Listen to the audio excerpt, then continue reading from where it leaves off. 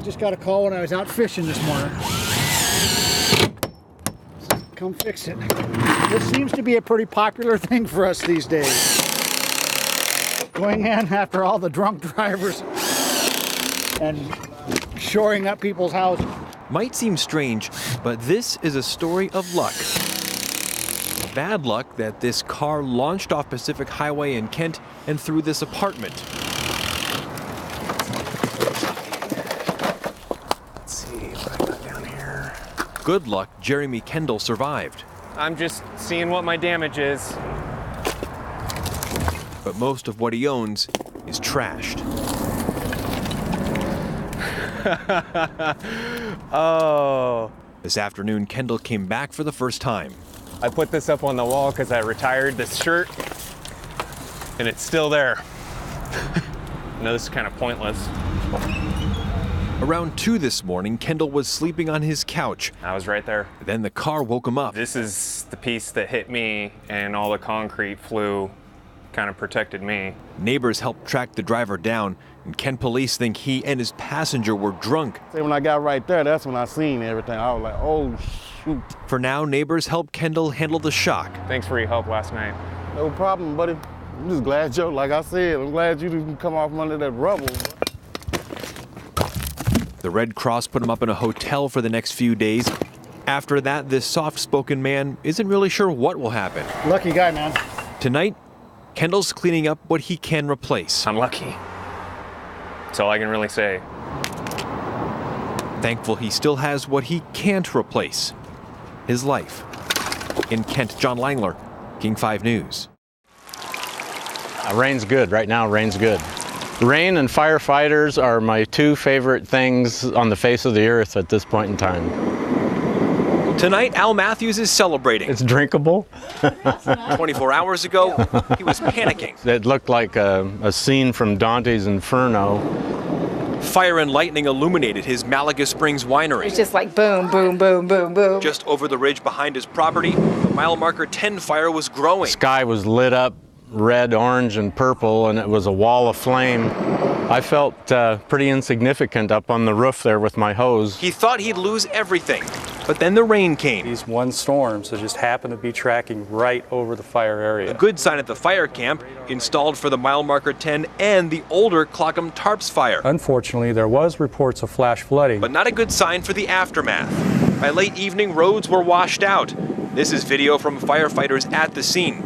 Heavy rain also knocked at least 3 homes off their foundations, a sign that rain can bring trouble and triumph at once. I'm not a spring chicken, and we've got our life's toil invested in this place. You know, Hades was right there. Come to Grayland Beach for the ocean. The minute we got down to on the road here, yeah, the smell's getting pretty bad. Stay for the beached whale. Amazing. Last Monday, a 39-foot gray whale washed up here, likely killed by a ship. Today, the curious came to watch. Absolutely amazing to watch these people. As the carcass was picked apart. I don't envy them their work. So, who would want a stinky, smelly, large 39-foot gray whale? 2 people. They operate an aquarium in Westport. And they're 2 of the most unique people you'll ever meet. So we do a lot of stupid stuff, so we get interviewed on a regular basis. There we go. Mark and Catherine Murcell are not scientists. Whoa, yeah.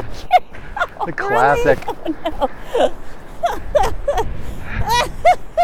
They have day jobs. Lovely. Then spend their other spare time looking for a cabin where miners were killed by Sasquatch. Oh, is it gross to you? But their passion is the Westport Aquarium. We're cutting up a big dead body. Instead of burying the whale, the Murcells have state permission to save the bones for a whale exhibit, like other aquariums. I'm not competitive or anything, but they have a whale. I want a whale. For the last few days, they've been peeling the whale apart, saving the bones, leaving the rest for the birds. Oh, well, that's just veins and arteries. They respect the whale and its life. The task now to turn that respect into education. But remember, they're not scientists. So we get all these people coming in. There's a baby seal on the beach. What do we do? You know, and I don't know. But they are interesting. And that could just be worth the price of admission. In Grayland, John Langeler, King 5 News. They were experienced adrenaline seekers, friends looking for fresh, untouched powder. But 1 year ago, a search for snow on Stevens Pass ended in tragedy. An avalanche swept over 15 skiers, and 3 of them were killed. King 5's John Langeler takes us to today's memorial on that mountain. The sun and the snow was savory. The beer and the booze, tasty. Few would need any extra incentive to be on Stevens Pass today. But there was, for 3 people that weren't there. They were ambassadors of everything awesome. Joel Hammond was one of 15 people skiing the backside of Stevens Pass when the avalanche began.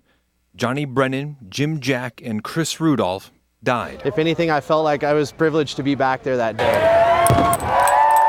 Today, hundreds of friends chose to honor death with life and costume. He was every event, any occasion.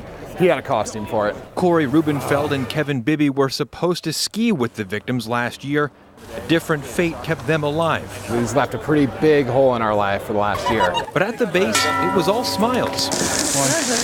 1, 2, 3. It was only at the top, just feet from where the avalanche began, that something else set in. All day they've been here at the summit. They've spread ashes. They've exchanged stories. They've drunk beer. One thing they are not is sad. At least until the moment arrived. You can't deny it when you're here. You can't avoid it. It's this is where it was. The exact time the avalanche began. Oh, it's a deep sadness just to see those flowers again, because I know I can picture myself here a year ago seeing those flowers and just bawling. But up here, next to a monument to the fallen, it was all clear. I came up to celebrate their lives. I think I've been sad for a long time. The only place to honor the men who died on the mountain is to be on the mountain, looking for a way down. Cheers. On Stevens Pass, John Langeler, King 5 News. So the Seahawks won Monday night. They're 11-1. Now what? I've completely bought in at this point. We are the best team in the league. TJ Burke's a lifelong Seahawks fan and youth football coach. I mean, you might have something like... And he's got a game plan to get you and the Hawks... First down, you would probably check flights and check hotels. ...to the Super Bowl. The post fly that takes you to New York. The Meadowlands is right in the center of the corridor that goes from Washington, D.C. to Boston. Steve Demashek is a travel expert. He started booking Super Bowl trips 6 weeks ago. People are already hedging their bets. He says airports outside of New York City will save you money. You know, Russell being the best scrambler in the league is going to find you a place to stay. Hotels are not going to be the problem. The rates in New York appear to be about the same as normal. Demashek says you could go cheap and stay in New Jersey. And don't rent a car. Just use the trains. Third down, right, is getting tickets. Throw that deep ball and hope that it bounces into the end zone for the Hail Mary touchdown. I mean, you got your tickets on third down. Game tickets are always the hardest thing to get with Super Bowl. It is Super Bowl time tonight, baby! The actual resale market, where most of the activity is going to be, hasn't bumped up more than $200 or $300. But it could still cost up to $2,500 per ticket. But if you've got the money, there's just one thing left. And Marshawn, of course, crosses it, and we win the game. We win the Super Bowl champs.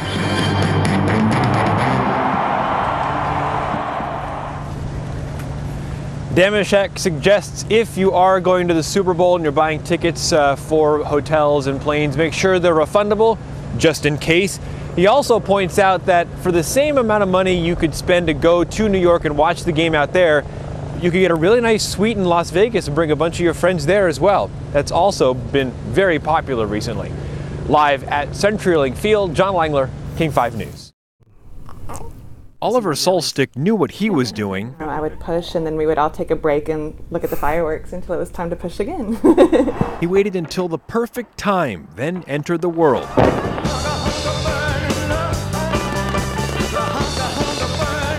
11 minutes into 2013 and got all the attention that comes with beating the clock. Hi, Mama. Outside Crystal de la Cruz's hospital room at Swedish First Hill, I just can't believe she came out of me. no such fanfare for the girl they hoped to call Kira. I just never knew I could love somebody so much, just like so fast like that. While Dad was pushing for a New Year's newborn, It's New Year, just knew everything. Dela Cruz pushed out 2012's last baby. I was kind of like, well, if I have her 2012, it's still good. If I have her 2013, same thing. But Kira's short life has already had one big twist. I know, Mom told me. One that brings this joyful new mother to tears. It was in the morning. I found out about my best friend. Just hours before going into labor, Crystal's best friend died unexpectedly after battling sickle cell anemia. She was really excited about the baby. Her name was Dominique. After her lungs gave out, her heart gave out. It was a quick, emotional decision. An hour before she was born, I was like, well, I'm changing the name. Kira oh, look at her hair. Isn't Kira anymore. I named her Dominique. She's Dominique, a special name for a special baby, no matter what year she was born in. She would be probably running around the whole hospital saying, she named the baby after me. In Seattle, John Langeler, King 5 News. Here.